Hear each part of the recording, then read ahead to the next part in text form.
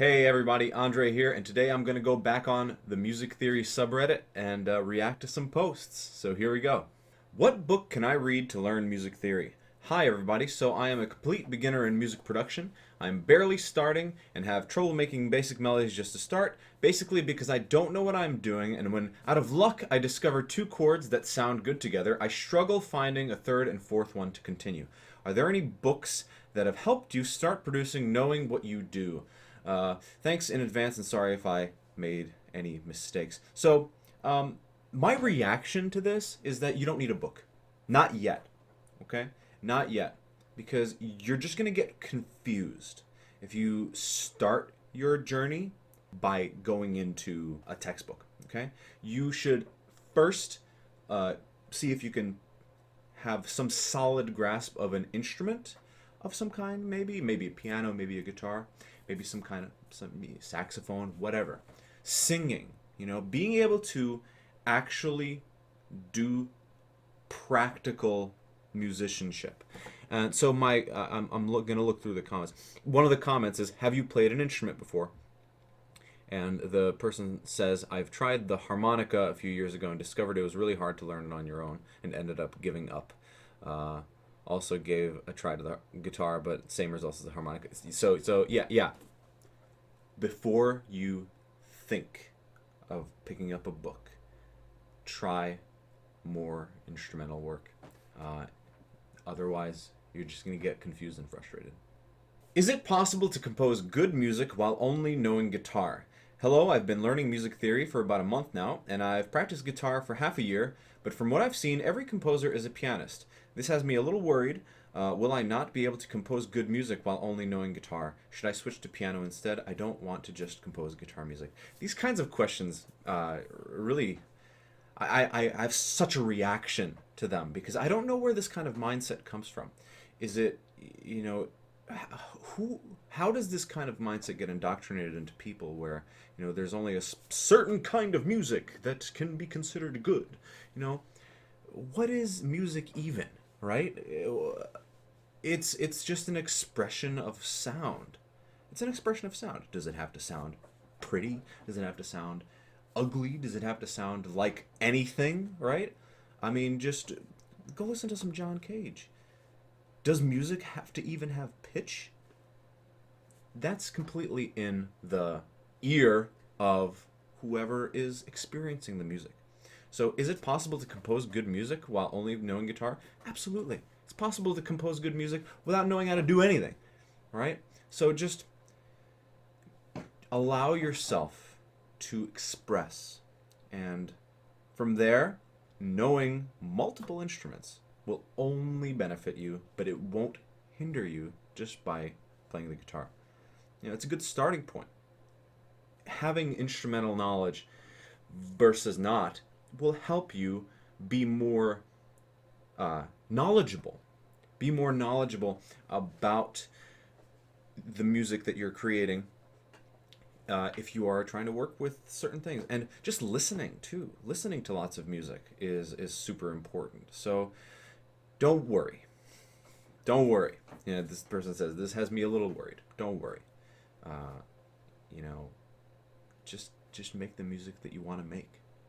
Does 18/8 exist? My music teacher told me it does not exist, so I don't have to decide if it is a compound triple or a compound duple. I insisted that it exists somewhere, so I am relying on your collective knowledge because my Google search yielded nothing. If you could please share a piece you know that is in 18/8. Well, first of all, okay. First of all, I don't know any pieces off the top of my head of 18/8. I'd probably have to go digging, but I am willing to bet that there is one person at least on this planet who has lived at some point that put 18/8 in their music, because it's a big world out there with a lot of musical perspectives, and anything is possible. Okay. Second reaction. My music teacher told me it does not exist.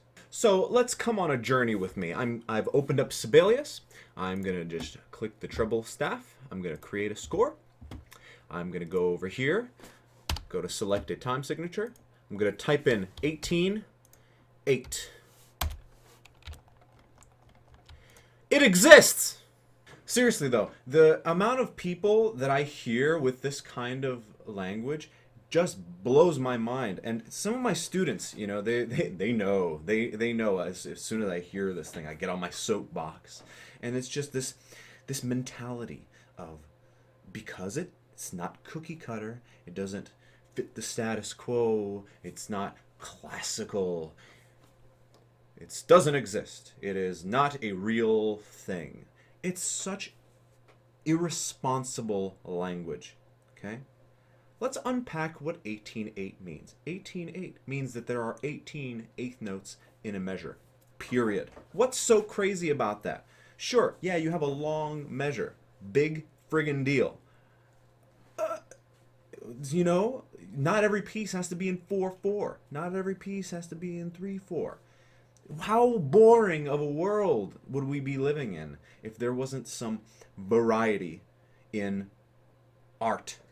So, if you're a music teacher out there and you're telling your students that things don't exist because they're not really represented in classical music, stop it. Seriously, stop it. Because it's so irresponsible. Okay?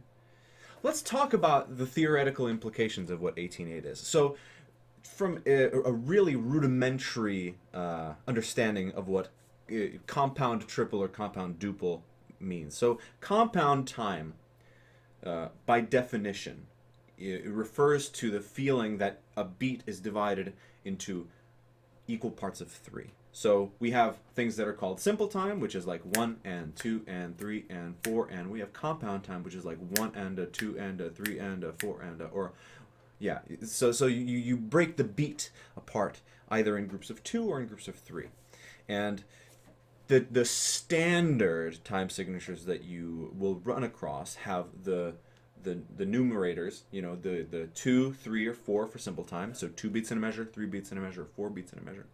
And then 6, 9, 12 over 8 or 4 or something like that. That tells you there's 6 subdivisions, 9 subdivisions, and 12 subdivisions. And generally speaking, in a lot of music, when you have 6, 9, and 12, that tends to refer to the music being sectioned off as 6/8 is compound duple, 1 and a 2 and a, or 9/8, 1 and a 2 and a 3 and a, and 12/8, 1 and a 2 and a 3 and a 4 and a. Now, it's not always the case, right? It's not always that the beats are going to be grouped like that. Music is fluid. You can have 12/8 be 1 and a 2 and a 3 and 4 and like you can have that as 12/8 instead. It's the same amount of beats, but the groupings are different. Whenever you get outside of simple and compound, I like to use the word complex time. And it's a very convenient word that describes a time signature that is dividing beats in a measure into irregular groups. So like a really solid example of that would be 7/8, for example. You can split 7/8 to a whole lot of different ways that you'll feel the beat differently. 5/8's another good one. I would classify 18/8 as a complex time because there's a whole lot of different ways, a whole lot of different permutations that you can take this time signature. There's a lot of notes in a measure, and if you were to break this up, you can do 9/4. 9/4, 18/8 you divide it by 2. 9/4, if you go by the classic definition of 9/4, it would be a compound triple, so there'd be 3 groups of quarter notes. But if I saw 18/8 on a piece, I would think that there is a non-standard beat pattern going on. So there's my theoretical answer, and my emotional answer still stands. Music teachers, stop saying that things don't exist. So irresponsible. Is there a decent course-like YouTube channel? Is there a channel that goes from basics to more complex music theory that actually have a decent quality? Well, have I got news for you. You should like and subscribe to this channel for more content. No, seriously though, I'm a very irregular uploader, so I'm not the most reliable in terms of YouTube theory. But I'd like to add more content, so stay tuned for more things. But if I was to recommend one channel that you should absolutely go subscribe to, I'd say Nairi Soul has a phenomenal channel.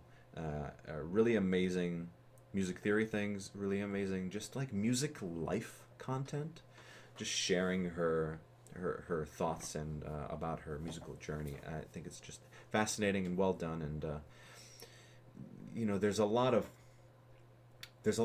fluff out there on YouTube. There's a lot of wrong out there, or not quite the full picture out there on YouTube. So you just have to be careful.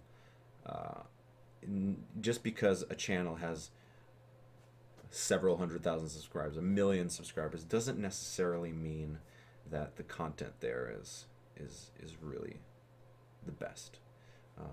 So I don't know how many subscribers Nairi has. Probably quite a few now, but of the bigger channels, I guess I would say yes, check her out. What is the difference between lowercase 4 and uppercase 4? I see the capital variation used sometimes, but then also the lowercase. Really simple. Lowercase means minor, uppercase means major. If you're dealing with a major key, any major key, the diatonic chord, the naturally occurring chords based on the scale. Here's the 1 chord, major.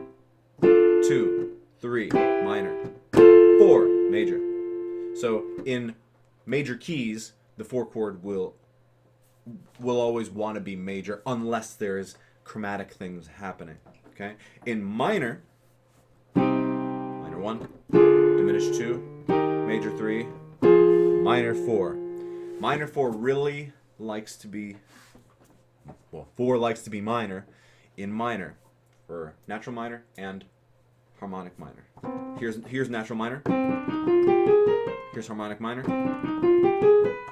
Both of those scales don't affect the 4 chord. However, with melodic minor, you also raise the 6th scale degree, so you get this. And when you raise the 6th scale degree, what was 4 minor becomes 4 major.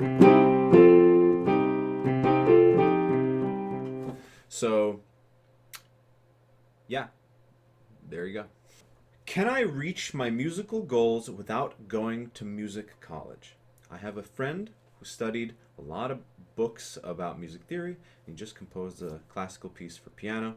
I also have a friend who's teaching an instrument. Neither of them studied music in college. I want to perform and compose classical songs on the piano. Do I have to go to music college, or can I just learn the skills on my own to compose these songs and perform them? This is a complicated question that I'm biased. I teach at the college level. I have several advanced degrees. I really value the education that I received by going to conservatory and being a music major and going through all of that and now doing music professionally. I don't think that I personally could have gotten where I am today, you know, without that background, without that foundation. Can you learn an instrument on your own? Yes. Can you master an instrument on your own? Probably. Do you have the discipline to do it on your own? Maybe. I don't know you. But the biggest thing, and I think someone in the very first comment here is fantastic. They say, one of the things that's often missing when you self-study is quality feedback. When you don't have someone, an outside party, to tell you what you're doing maybe not as effectively, and, you know, maybe helping you with resources, you can get stuck doing certain things that limit your expressive abilities. So one of the things that I found completely invaluable in my education was my horizons were broadened. My mind was blown. I experienced things that I could never even think of on my own. I would never even thought to search for some of this kinds of music. You know, my undergrad was relatively conservative music wise. You know, we learned about certain styles, but we never explored experimental music. We never explored world music. It's just there's so much out there, and a good music school and a good music program will help open your mind and really allow you to experience a lot more, and you grow as a musician because of the experiences that you have in your life. So yeah, I think that you can reach your goals without going to music school, but having that kind of attention as you study, as you develop and get better at your craft, I think is really really valuable and really important. So I guess it depends on your goals. You know, my goals were to teach. And I knew that if I wanted to teach at the college level, I would need to have a doctoral degree. So that was my end goal because I wanted to teach. I knew that's what I was born to do, man. I really love teaching.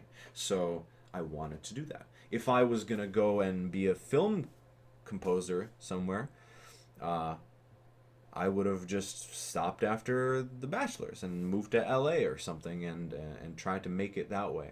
Or if I wanted to be a performing musician, you know, it's different. You know, I really had the goal of teaching. So when you start to get into advanced degrees, you should be a little bit more specific with your goals, and that's definitely not for everybody.